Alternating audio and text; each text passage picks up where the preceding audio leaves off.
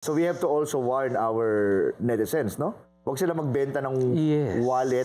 Kasi nagagamit sa scam at bawal din yun. If they will sell it, ibenta yun? Paano yung binibigay ko yung account ko? So kung may Gcash sometimes ako or they Paymaya, open an account for legit purposes. Pag minsan din na nila kailangan, hindi naman niya magagamit, online, merong mga nagbebenta. Marami na kayo nahuling ganyan?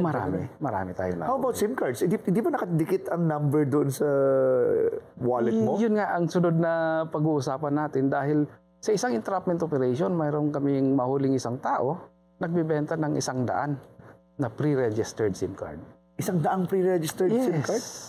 Does that mean the SIM card registration act doesn't work? Because yun ang titingnan natin kung merong mga gaps in the implementation of the law. Dahil bakit merong nahuli tayo? Correct. Na nagbebenta ng ganun karami. And it's registered. And this is also a warning, General, sa lahat na nakikinig sa atin. Bawal din magbenta ng SIM card, ng pre-registered. Kasi posible rin magamit sa pag-scam. Correct.